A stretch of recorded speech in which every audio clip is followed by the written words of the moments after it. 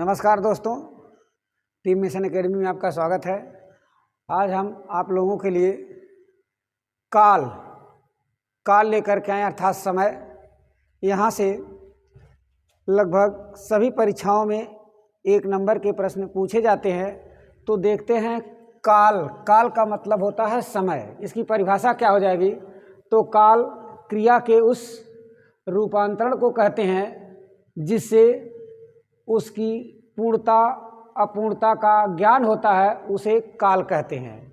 या इस तरह भी कह सकते हैं, काल क्रिया का वह रूप होता है जिससे उसके पूर्ण और अपूर्ण होने का ज्ञान होता हो, उसे काल कहते हैं। अब देखते हैं काल के भेद। तो काल के आप सभी लोग जानते हैं कि काल के मुख्य रूप से 3 भेद होते हैं: वर्तमान काल, भूतकाल, भविष्यकाल।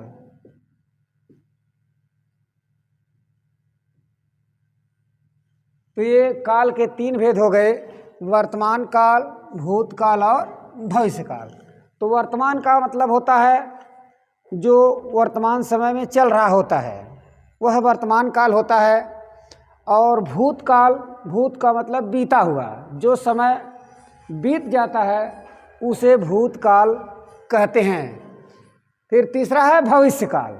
तो भविष्य का मतलब होता आने वाला समय। तो जो समय आता है उसको हम भविष्यकाल के नाम से जानते हैं।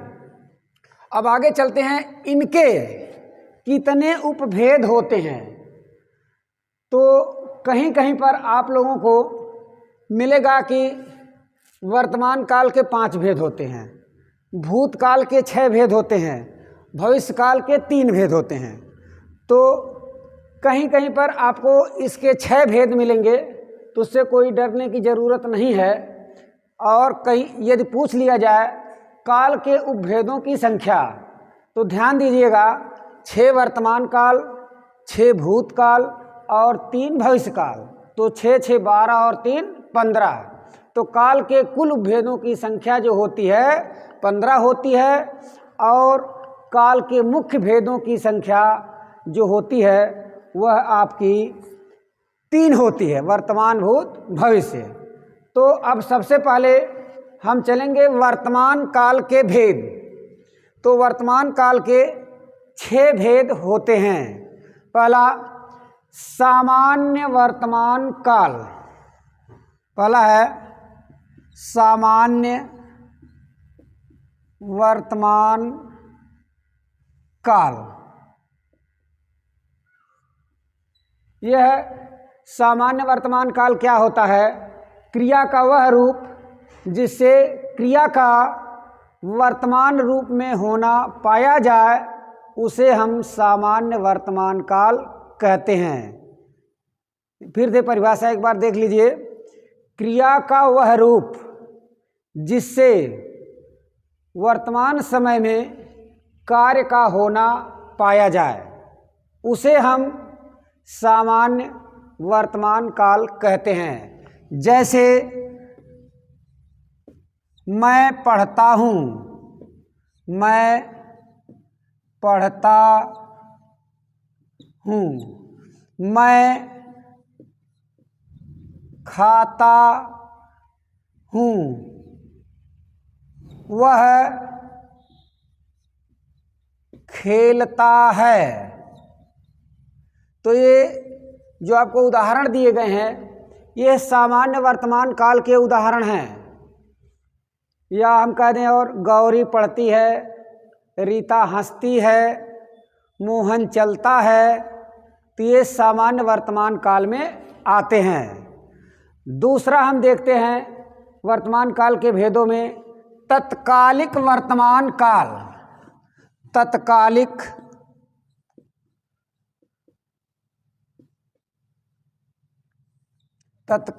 वर्तमान काल। इसकी परिभाषा को देख लेते हैं। क्रिया का वह रूप जिससे यह पता चलता है कि क्रिया वर्तमान काल में हो रही है। क्रिया का वह रूप जिससे यह पता चलता है कि क्रिया वर्तमान काल में हो रही है। जैसे अंग्रेजी में आप लोग पढ़े होंगे प्रेजेंट कंटिन्यूअस टेंस, रहा रही, उसी तरह इसमें भी आता है। तो यह है जैसे रीता स्कूल जा रही है, रीता स्कूल जा रही है। मोहन साइकिल चला रहा है। गीता पुस्तक पढ़ रही है, गीता पुस्तक पढ़ रही है। तो ये देखेंगे रहा रही, यह वर्तमान काल तत्काल काम हो तुरंत हो रहा है, इसीलिए तत्कालिक वर्तमान काल कहा जाएगा। अगला हम देखते हैं तीसरा जो आपका है पूर्ण वर्तमान काल। तीसरा जो आपका है पूर्ण वर्तमान काल, पूर्ण वर्तमान काल। तो पूर्ण वर्तमान काल क्या होता है? क्रिया का वह रूप जिससे वर्तमान काल में कार्य की पूर्ण सिद्धि का पता चलता है। जैसे मैंने रोटी खाई है, मैंने रोटी खाई है। गीता ने कलम खरीदी है, गीता ने कलम खरीदी है। तो यह पूर्ण वर्तमान काल है, इससे यह पता चलता है कि यह काम हो गया, पूर्ण वर्तमान काल। अगला हम चलते हैं जो बहुत ही महत्वपूर्ण है आप लोगों के लिए, बहुत ध्यान दीजिएगा, यहीं से परीक्षाओं में प्रश्न आते हैं। संदिग्ध वर्तमान काल, संदिग्ध वर्तमान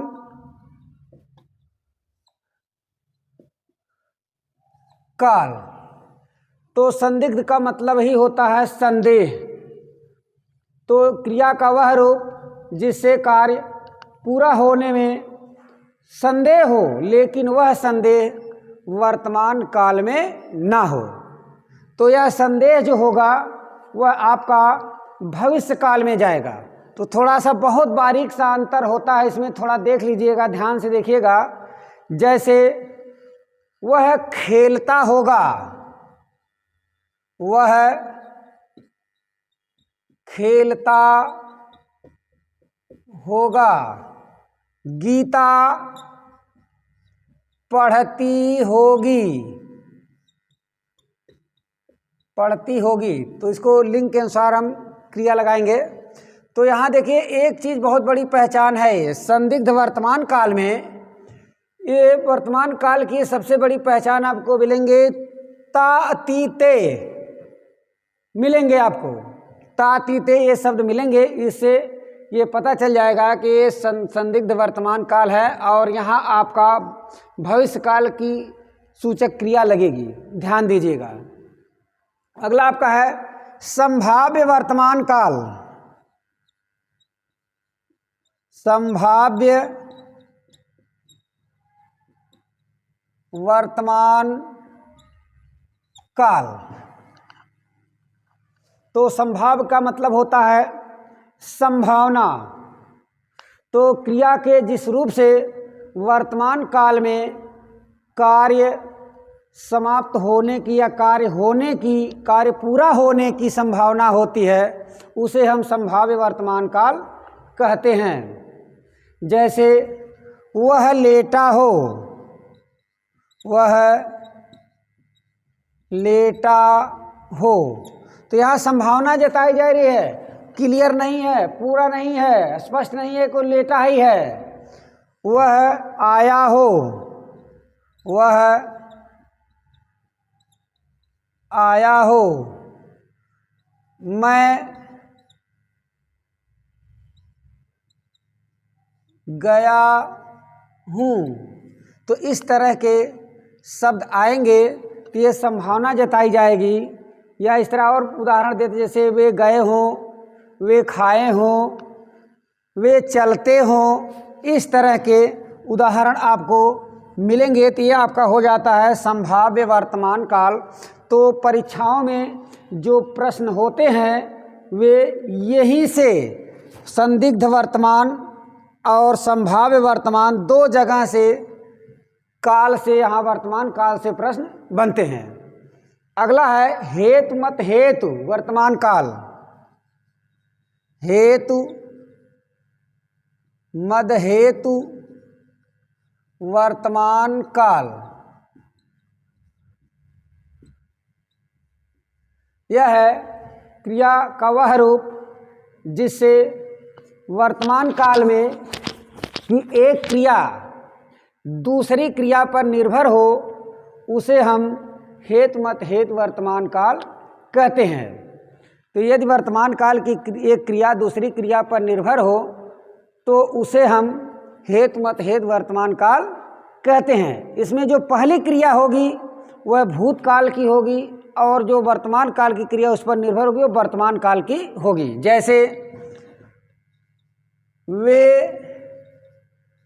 चले गए हों तो दरवाज़ा बंद कर दो।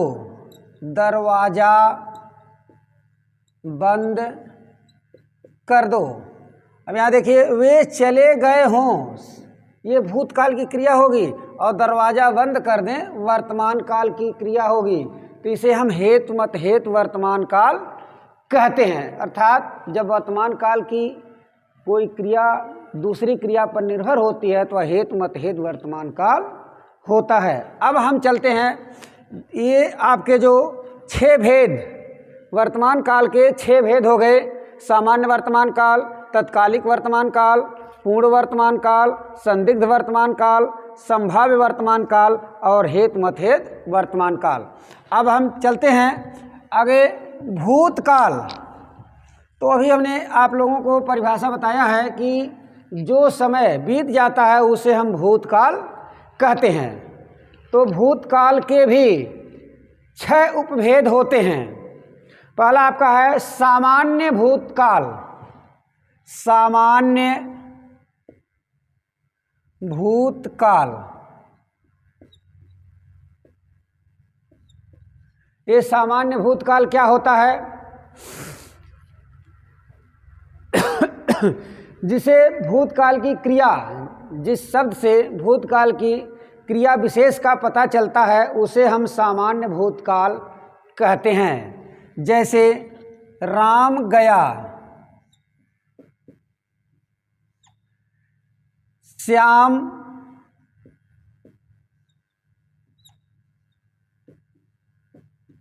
आया।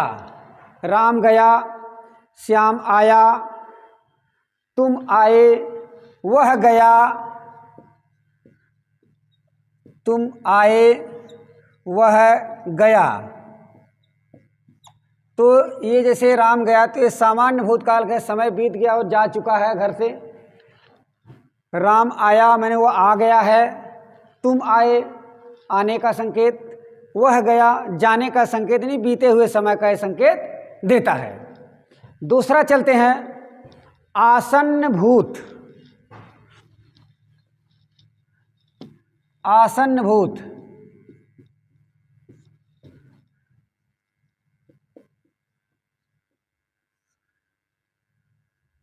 आसन्न भूतकाल, इसकी परिभाषा है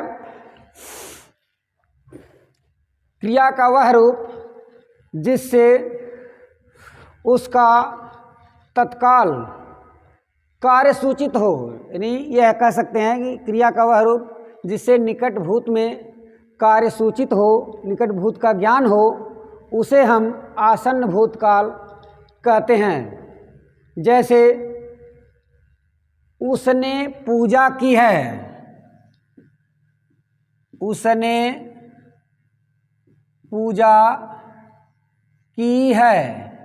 इससे पता चलता है कि कार्य अभी कुछ क्षण पहले समाप्त हुआ है, ये आसन्न भूत आता है। या मैंने खाना खाया है, मैंने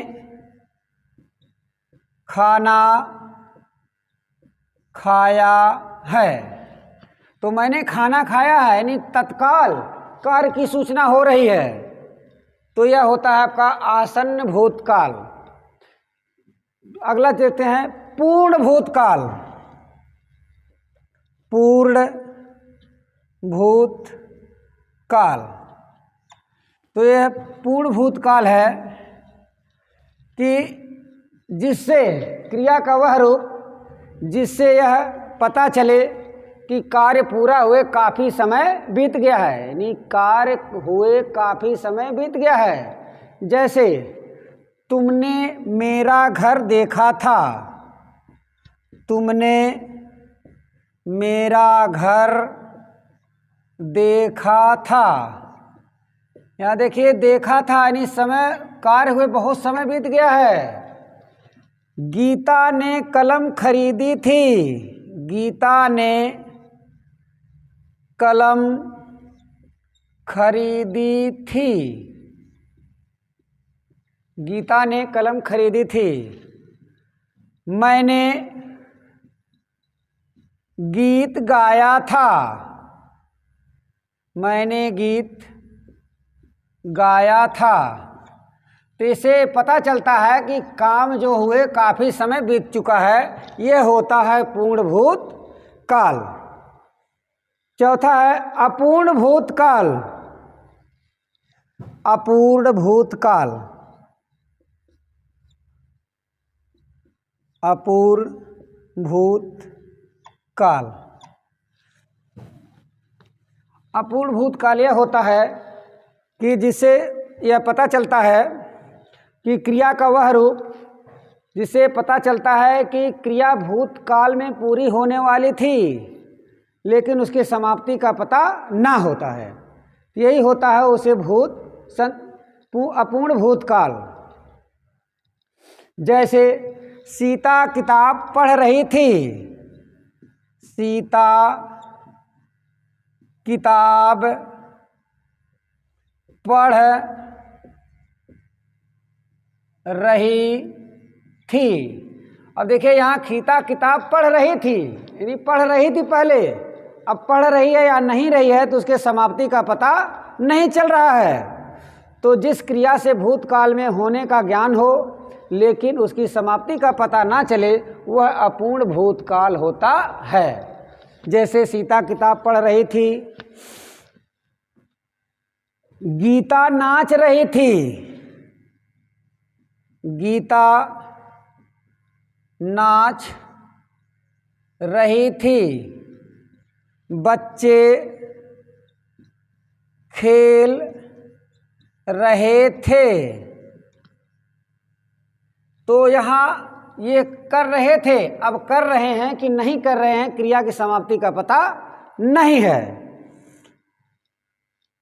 अगला है संदिग्ध भूतकाल। संदिग्ध भूतकाल, भूतकाल।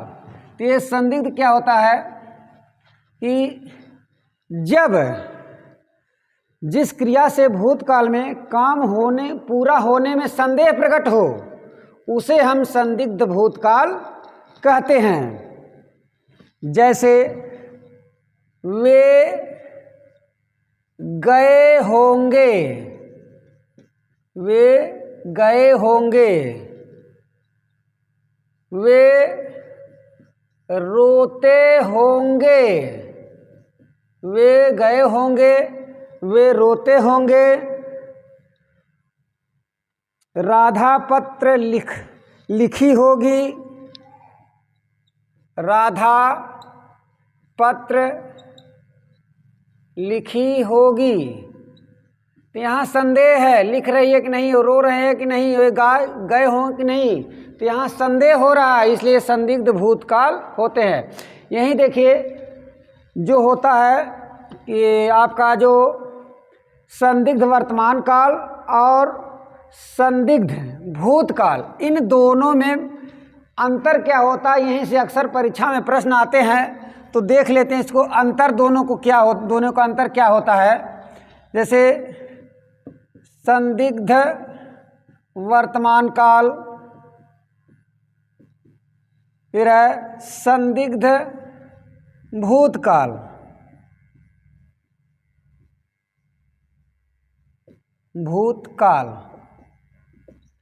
ये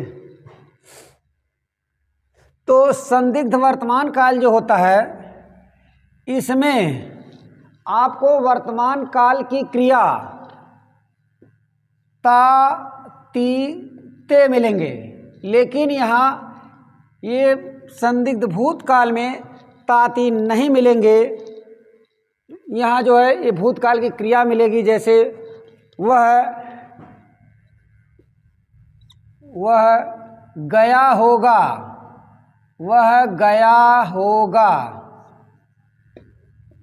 और यहाँ आपको मिलेगा वह खेलता होगा। यही दोनों में अंतर है। यह वर्तमान काल की क्रिया यहाँ जरूर मिलेगी संदिग्ध वर्तमान काल में, और यहाँ नहीं मिलेगी, भूतकाल की क्रिया मिलेगी। यही इतना अंतर, इसको बहुत ध्यान रखिएगा कि यही से परीक्षाओं में अक्सर पूछा जाता है। फिर आगे चलते हैं, हेतु मत हेतु भूतकाल। हेतु मद हेतु भूतकाल। तो यह हेतु मत हेतु भूतकाल होता है कि भूतकाल में क्रिया समाप्त होने वाली थी, लेकिन किसी कारण बस पूरी नहीं हो पाई, तो उसे हम हेतु मत हेतु भूतकाल कहते हैं। जैसे वे खेलते, वे खाते, वे पढ़ते। तो ये क्रिया पूरी नहीं हुई है, ये क्रिया अधूरी है। इसके आगे हम थे लिखेंगे, तब ये क्रिया पूरी होगी, लेकिन किसी कारण बस क्रिया अधूरी रह गई, तो इसको हम हेतु मत हेतु वर्तमान भूतकाल कहते हैं। तो इस तरह से भूतकाल के 6 उपभेद हो गए: सामान्य भूतकाल, आसन्न भूतकाल, पूर्ण भूतकाल, अपूर्ण भूतकाल, संदिग्ध भूतकाल और हेतु मत हेतु भूतकाल। तो आगे देखते हैं भविष्यकाल। भविष्य का मतलब होता है आने वाला समय। जो समय हमारे सामने आता रहता है उसी को हम भविष्यकाल कहते हैं। जैसे लोग कहते हैं भविष्य में क्या होगा, कैसे होगा, वो तो समय बताएगा, तो ही होता है आने वाला समय भविष्यकाल कहलाता है। तो भविष्यकाल के 3 भेद होते हैं। पहला है सामान्य भविष्यकाल। सामान्य भविष्यकाल। ये सामान्य भविष्यकाल क्या होता है?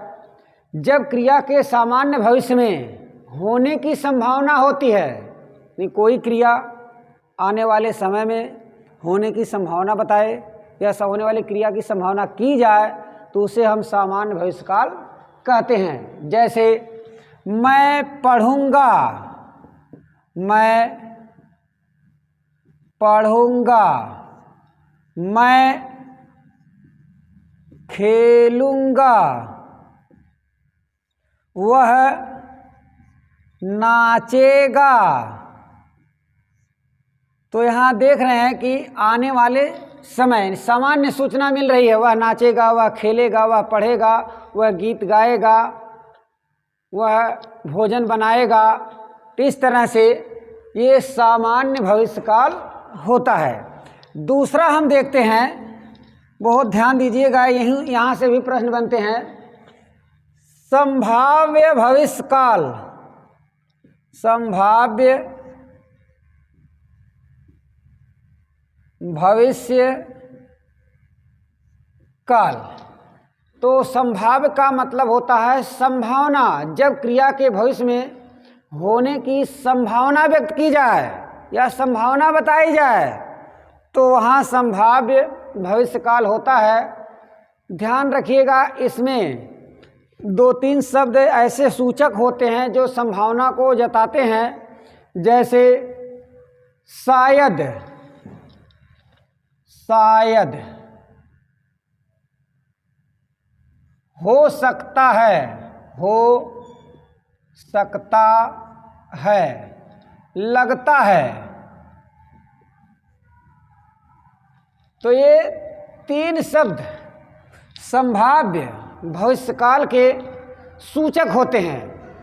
जैसे देखिए शायद, शायद वह कल आए, शायद मैं परीक्षा में पास हो जाऊं, हो सकता है कल वर्षा हो सकता है मुझे कल कहीं जाना पड़े। शायद, फिर लगता है